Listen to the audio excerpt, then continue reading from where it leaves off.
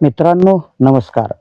छान गोष्टी नावाच्या या छानशा यूट्यूब चॅनलमध्ये आपणा सर्वांचं हार्दिक हार्दिक स्वागत. आज गोष्ट न सांगता एका सामाजिक विषयाला मी स्पर्श करण्याचा प्रयत्न करणार आहे. कारण मी बरंच सर्च करून बघितलं, शोधून पाहिलं, तपासून पाहिलं, पण या विषयावर कोणीही बोलायला तयार नाही. बरेच विषय हाताळले जातात, पण या विषयाला मात्र कोणीही स्पर्श करत नाही. म्हणून मला असं वाटलं, की हा विषय बोलणं गरजेचं आहे. आणि विषय आहे रस्त्यावर होणारे अपघात. रस्त्यावरचा प्रवास अगदी लहान मुलापासून ते वयोवृद्ध झालेल्या माणसापर्यंत कुणालाही टाळता येणार नाही. पण तो प्रवास सुखकर व्हावा याचा विचार मात्र सध्या कोणी करताना दिसत नाही. याचं कारण रस्ते चांगले झाले, पण लोकांनी शिस्त सोडल्यामुळं आपली अवस्था ही फार वाईट झाली.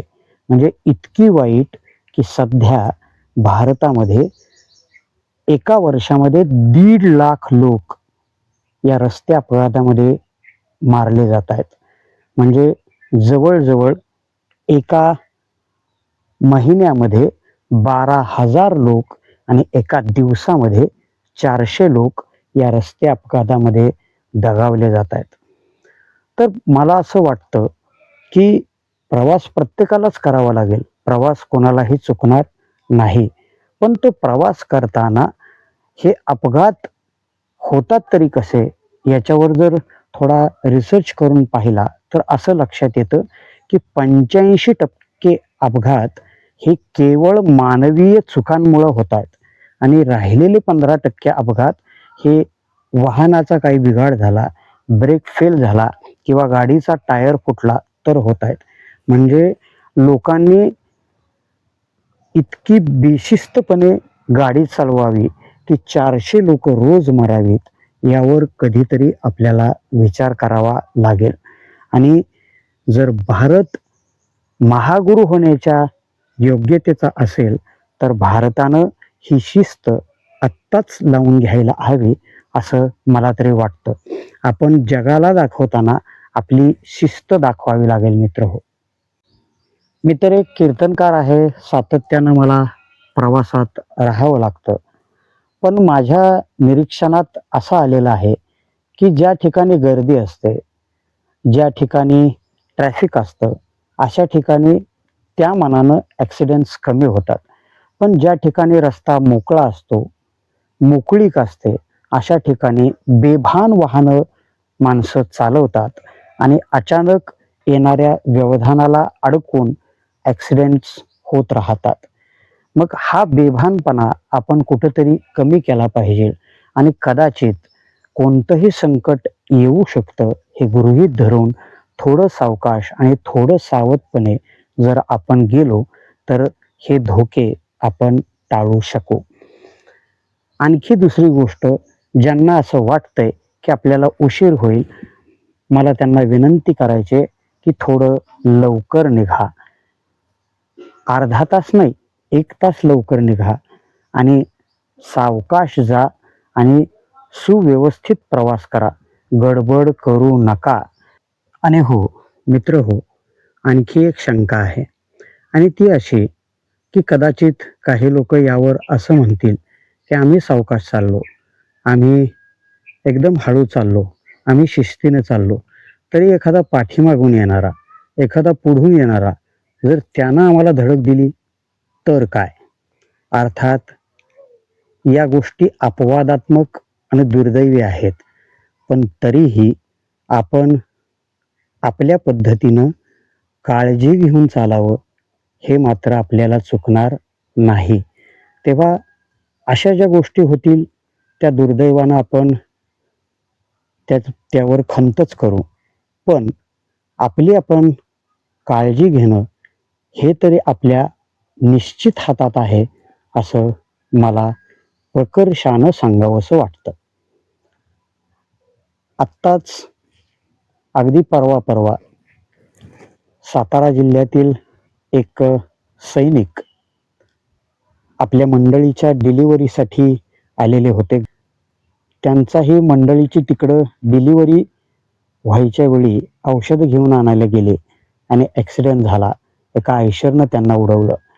आमचे 2 पखवाजे मित्र तिकडं मराठवाड्यामध्ये उडवले गेले आणि पाठीमागं 3 ते 4 वर्षापूर्वी माझा एक जवळचा मित्र कुणाल नावाचा, भोसरे गावातील कुणाल जाधव, तो एक मित्र, आमचे दुसरे मित्र अभिजित येलगे मराठवाड्यातील आणि आमचे तिसरे मित्र बाबासाहेब जगदाळे, असे 3 जण गाडीवर होते आणि एका गाडीवाल्यानं त्यांना ठोकर दिली आणि 2 जण जागेवरच गेले.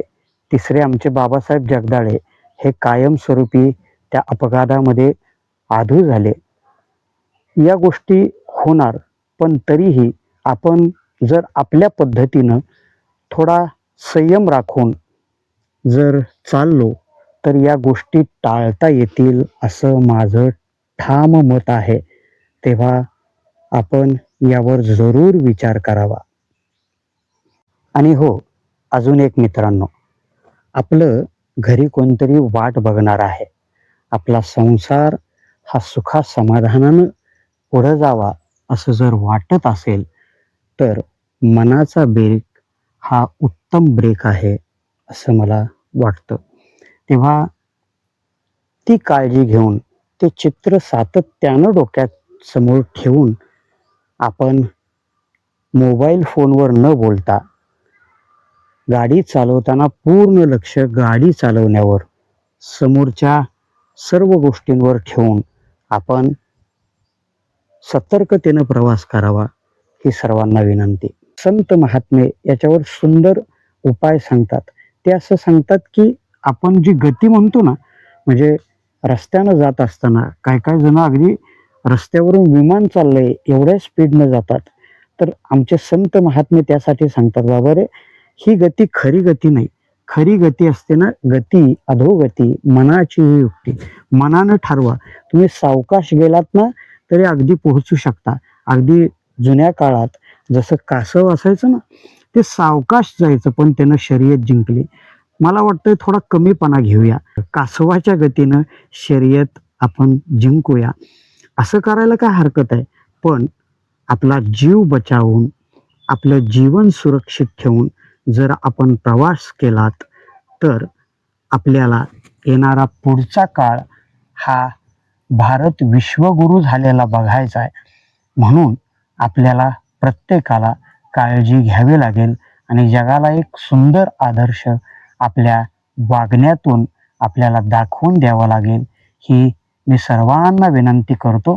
जर आपल्या काही या व्हिडिओच्या संदर्भानं सूचना असतील तर मला जरूर कळवा.